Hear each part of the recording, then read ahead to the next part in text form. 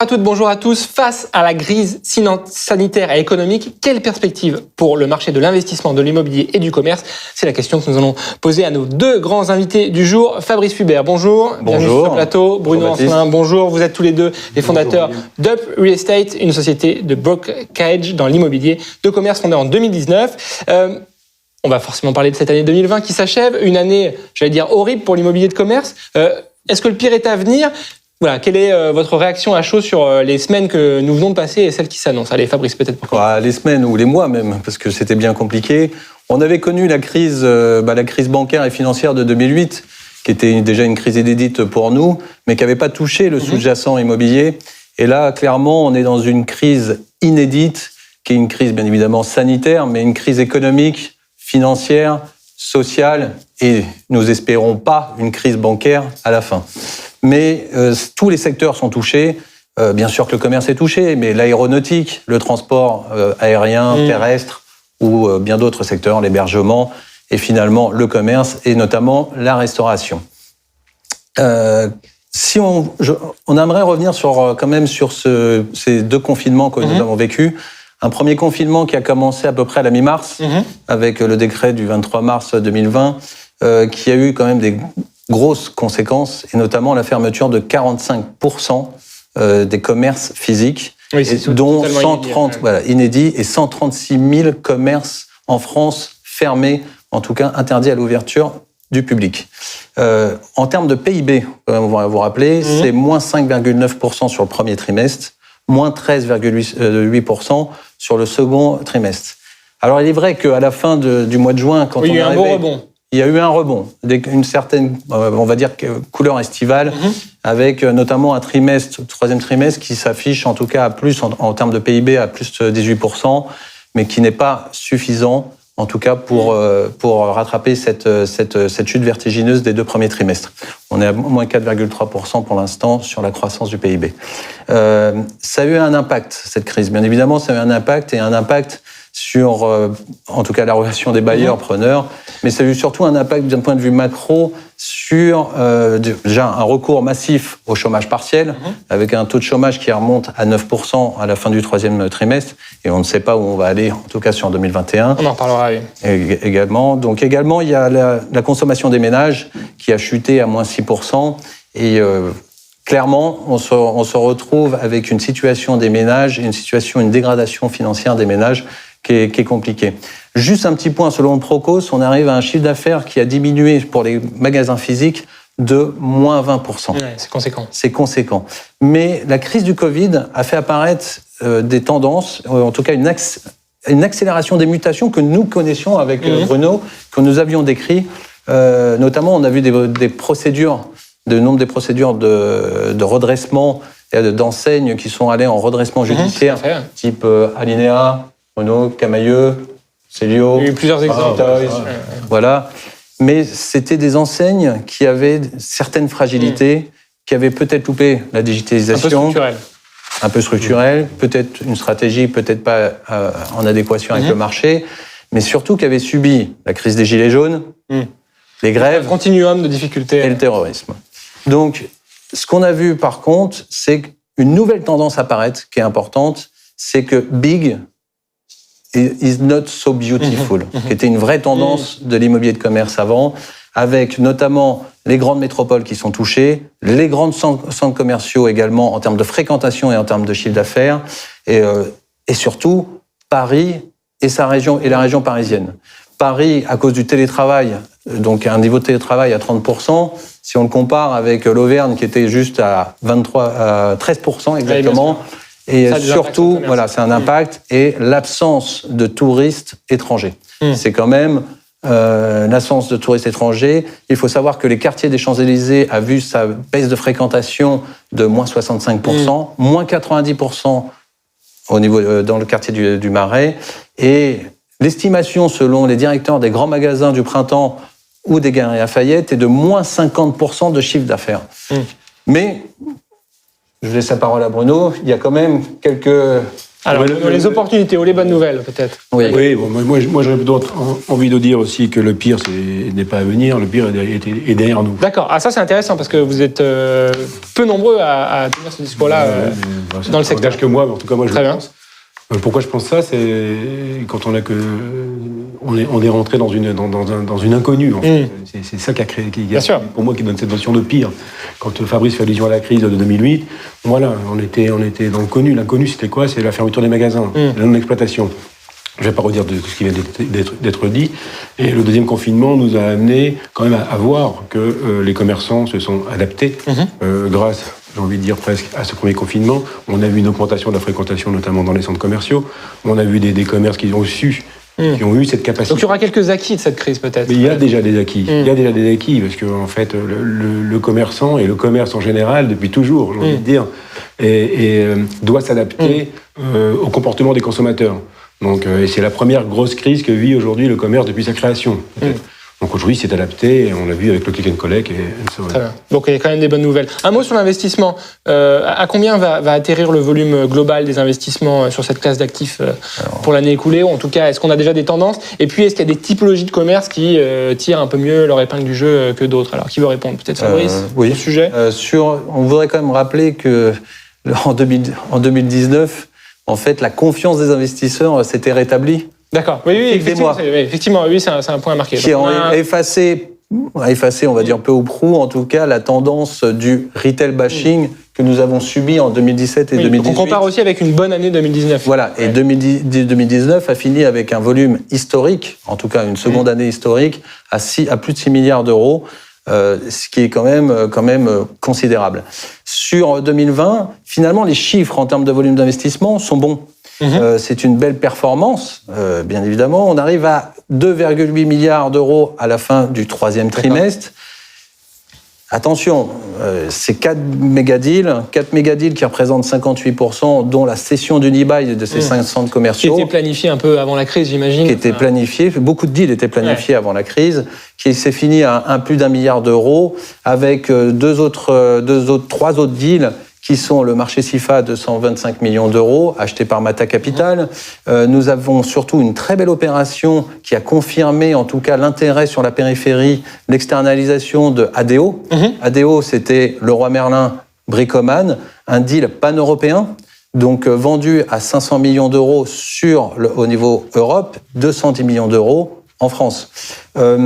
Si on compare par rapport à 2019, la grande différence, c'est qu'il y a eu 12 méga-deals sur 2019. Oui, donc c'était un peu plus éparse. Entre 100 et 700 millions d'euros, dont le portefeuille acheté par Crédit Agricole à 700 millions d'euros, à Lyon, ou Nike sur les champs, vendu par Groupama à 613 millions d'euros. Maintenant, cette performance qu'on a annoncée à 2,8 milliards, il faut quand même la regarder avec prudence. Attention, c'est une performance en trompe-l'œil. On a vu quand même un attentisme des investisseurs qui est apparu lors du premier confinement, bien évidemment lié aussi à une relation, on va dire, conflictuelle entre preneurs et bailleurs suite en fait aux annonces gouvernementales. Et on avait eu un léger rebond, mais il en parlera Bruno un petit peu plus tard, un léger rebond des investisseurs sur le deuxième, troisième trimestre, qui malheureusement s'est arrêté avec ce deuxième confinement. Et alors, est-ce qu'il y a quand même des secteurs qui s'en sortent mieux, ou des types de commerces qui peuvent voir l'avenir avec un peu plus de... Oui, mais on l'a vu depuis le début de l'année. Positivité. On peut dire presque depuis l'an passé, en fait. On faisait partie de ces gens qui pensions que le commerce, pour reprendre ce que disait Fabrice, a vécu quand même des années avec cette notion de retail bashing. Le véhicule d'investissement qui sortait un peu son épingle du jeu dans l'univers du commerce, c'était le commerce de périphérie. Et en début d'année, en fait, ça s'est prouvé, parce qu'il y avait quand même des volumes investis qui étaient assez intéressants et une forte demande dans cette typologie d'actifs. Et on l'a ressenti dans la continuité des investisseurs, même quand nous sommes rentrés en confinement, où les deals qui étaient engagés, en fait, il y avait les investisseurs, et plus particulièrement les SCPI, répondaient favorablement à cette typologie d'actifs. Pour rebondir sur la périphérie, l'année dernière, on n'était qu'à 600 millions d'euros. C'était une contre-performance par rapport à la périphérie, parce qu'il y avait un manque de produits surtout. Cette année, bien évidemment, il y a ADO, l'externalisation d'ADO, mais qui contribue fortement. Mais on est déjà à 600 millions d'euros sur la fin du troisième trimestre. C'est une part de marché à 25%. Alors les centres commerciaux sont à 40%, mais liés au deal Unibail. Mais la périphérie, en tout cas, tire son épingle du jeu. Elle tire son épingle du jeu parce que la périphérie a subi la crise financière. Où il y avait eu un engouement à cette période-là, un engouement tant sur le développement des enseignes, tant sur les loyers, etc. Et le développement aussi de cette mutation qui était en train de s'organiser de ce commerce de périphérie. Ce qui n'a pas été le cas des centres commerciaux, ce qui n'a pas été le cas des centres-villes. Donc la périphérie, effectivement, on pense, nous, elle va sortir son épingle du jeu. Elle le sort déjà aujourd'hui, elle sortira encore plus demain. Il va y avoir un travail à faire, et c'était dit ce matin, de toute façon on ne va pas répéter ce qui a été dit, sur les centres commerciaux, et aussi, je pense aussi, sur les pieds d'immeubles. Très bien. Juste pour revenir sur cette classe d'actifs, il y a bien évidemment le facteur anxiogène que nous n'avons pas. Évidemment. C'est quand même un point important. Un modèle économique quand même un petit peu plus attractif, avec des loyers en tout cas un petit peu moins élevés, et notamment en termes de charges. Et surtout, il n'y a pas eu d'augmentation des coûts liés en fait à l'effet Covid. Oui. On n'a pas besoin d'augmenter le poste sécurité, hygiène. C'est très simple, c'est très efficient. Le client vient avec sa voiture, il se gare devant son magasin, taux de transformation 100%. Il met son masque, il rentre. Exactement. Un mot peut-être justement sur cette période de crise sanitaire, un peu alors dans les coulisses de vos métiers, c'est comment sont déroulés, organisés et puis peut-être même finalisés les deals pendant cette période. Est-ce qu'il y a eu des tractations? Est-ce que vous avez dû réajuster certains critères? Je pense aux garanties locatives ou au prix des actifs, tout simplement. Bruno, peut-être sur ce making-of. On l'a surtout vécu, en fait, lors du premier confinement. Encore une fois, on est rentré dans cet inconnu pour tout le monde. Et on a vu quand même la confiance des investisseurs qui étaient retrouvés sur le retail. Et donc, nous, les deals pour lesquels nous étions sous promesse, les investisseurs, en fait, il y a eu des discussions, évidemment, parce que c'était une inconnue, n'ont jamais négocié le prix engagé. Par contre, il y a eu effectivement des accompagnements qui ont été demandés par rapport à cette fameuse inconnue.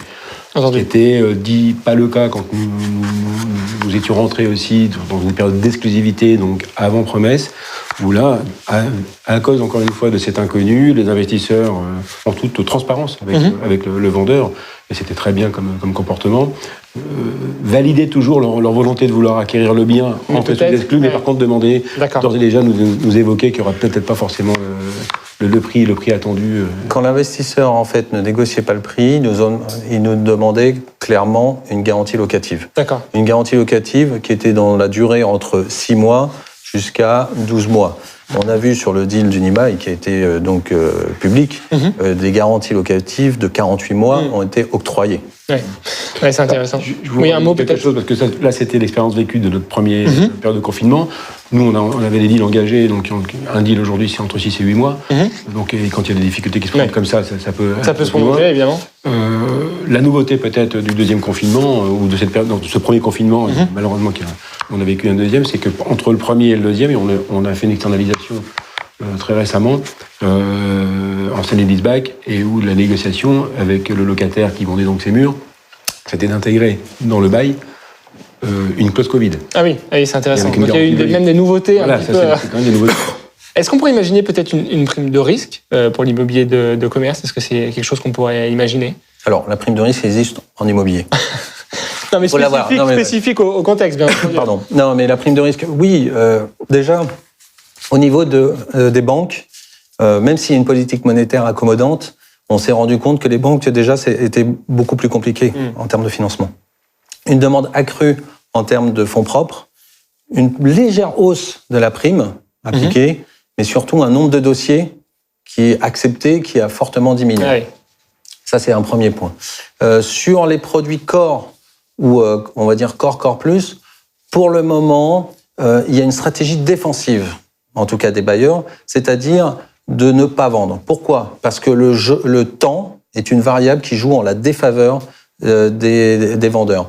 Moins on a de temps, plus on compresse le temps, plus la prime de risque va être élevée. Donc, on attend un petit peu. Sauf si, bien évidemment, pour l'instant, on n'a pas encore de vente forcée, mais c'est en tout cas notre conseil, en tout cas de Upper Real Estate. Sur les produits, on va dire opportunistes, plus à risque, oui, il y a déjà une décote et il y a une décote qui est appliquée. Il y a eu le cas là, on peut citer Vereldav, Vereldav qui a mis, en tout cas, qu'il y a eu une consultation sur les centres commerciaux de Vereldav, détenus par Vereldav. Il y a eu un certain engouement en termes d'offres, mais surtout avec une forte décote de prix. On est quasiment à 50% de la valeur. Donc oui, il y a une prime de risque, et cette prime de risque va certainement s'accentuer. Il y a le gap, en tout cas les taux de rendement entre les produits prime et secondaires, va certainement s'accentuer. Alors on a parlé du comment, mais j'ai envie de vous demander qui pour acheter des actifs de commerce, quel type d'investisseur? Est-ce qu'on peut aussi imaginer peut-être des opportunistes? On sait que dans ce genre de situation de crise, cela peut arriver. Alors je ne sais pas qui souhaite répondre, peut-être Bruno. Opportunistes, il y en a. Quand les produits se présentent. Oui. Là, Fabrice vient de parler de l'appel d'offres Vereldav. Moi-même, on était surpris de voir qu'il y avait quand même eu 10 réponses, 10 offres, donc c'est pas rien, ça montre que le marché répond quand il y a un marché qui se présente et qui peut être opportuniste. Acheteurs, aujourd'hui, on pense que les SCPI sont encore des acheteurs très bien, potentiels. Oui, parce que c'était un sujet pendant oui, le c'est ça. et les inquiétudes. Et on pense qu'elles vont encore répondre présent. Ce qui est évident, c'est aujourd'hui, il y a une classe d'actifs dans le retail qui est un sujet encore inconnu. Mais ça a été déjà évoqué ce matin, c'est l'équipement de la personne. Bien sûr. Par contre, demain, acheter en stand-alone, par exemple encore en périphérie, des commerces dédiés à l'équipement de la maison, ou jardinerie, etc., peut-être, je pense que là, il peut y avoir intérêt. Donc, family office, on a vu ces derniers mois. Ça, donc, on parle dans le contexte actuel. Des family office sont de nouveaux entrants. Sont présents. Ouais, de nouveaux entrants, les existants, et encore des existants très connus ont plutôt même tendance à se libérer pour certains de leur patrimoine commerce. Mais par contre, de nouveaux entrants qui étaient plutôt des gens qui avaient pour habitude d'acheter des locaux d'activité ou des bureaux se recentrent sur le retail, parce qu'il y a des rendements aussi qui sont aujourd'hui beaucoup peut-être plus attractifs, et qu'on est sur des volumes d'investissement qui sont aujourd'hui inférieurs, on va dire, à 30 millions d'euros. Les deals se font entre 5 et 30 millions. Nous sommes confiants quand même sur un retour des investisseurs sur 2021, et notamment on n'a pas évoqué le vaccin. Bien sûr. Quand même le vaccin qui va changer la donne, et il y aura peut-être pas un retour à la normale, mais en tout cas, il y aura une amélioration. Au-delà des il y a un vrai signal. Et là, clairement, on voit des investisseurs qui si on compare les classes d'actifs en termes d'immobilier, pour l'instant, il est vrai que la prime de risque est en train de se réduire fortement sur la logistique. On nous parle de taux entre 3,25 et 3,80. Évidemment, tout le monde se rue, en tout cas, sur la logistique. Maintenant, sur l'immobilier de bureau, clairement, la stratégie immobilière de bureau va être à définir. Et le choix d'allocation d'actifs en termes d'investissement, au niveau des investisseurs, ça risque d'être compliqué. Le télétravail va bouleverser la donne. Nous, la mutation du commerce, elle était déjà connue.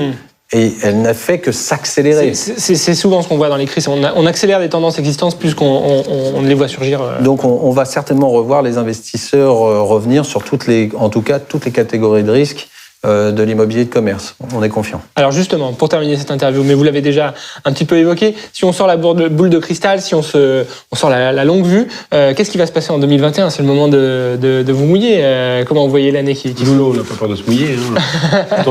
Mais tout en restant, ce qu'il faut, c'est quand même rester assez pragmatique. Mais nous, pour rebondir sur ce que vient de dire Fabrice, on a connu déjà quelques crises de par le passé, et en fait, les crises annoncées venaient souvent par les volumes investis ou l'allocation dans le secteur du bureau. Là, c'est quand même une première où c'est le commerce qui est impacté et qui amorce la crise. Donc clairement, mais on le dit, on pense qu'il y a peut-être, entre guillemets, on fait attention à ce qu'on dit, mais sur les bureaux, il y a peut-être une bulle au niveau locatif et tout ça et tout, et même sur les taux. Donc on pense que eux, et tout le monde, que ce soit les SCPI, ceux qui ont investi, commencent aujourd'hui à se poser des questions et à travailler pour demain. Que nous, le commerce, les retailers, comme le disait Fabrice, ils sont, si vous m'autorisez cette expression, sont en phase d'atterrissage parce qu'ils ont déjà démontré leur capacité à s'adapter, pour ceux qui sont présents, à évoluer, à répondre aux comportements futurs des consommateurs. Du coup, on pense que l'année 2021, en tout cas, avec une vraie confiance, devrait bien se passer à partir du deuxième semestre 2021. Je rajouterai, je me permets, sur les signes positifs, parce qu'on a parlé des signes positifs, donc le vaccin, mais toutes les procédures de redressement en général, il y a eu des reprises. C'est vrai. Que ce soit la Halle qui a été repris par Chaussea et le groupe Beaumanoir, la cession de Conforama et Mobilux, le groupe But, Alinea, qui ont repris une certaine partie, et notamment Orchestra qui a été repris par son fondateur. Oui, donc ces enseignes, elles ont quand même une. Il y a quand même des signes très positifs. Bon, merci pour ce bulletin météo de l'année 2020. On se donnera peut-être rendez-vous en 2021 pour vérifier si vos prévisions se sont réalisées. Avec plaisir. Ce sera l'occasion de se retrouver. Merci Fabrice Hubert. Merci Bruno Ancelin pour votre venue sur ce plateau. Merci à vous de nous avoir suivis. Merci Aurélie. On se retrouve pour de prochaines émissions du siècle. À très vite. Merci. Merci.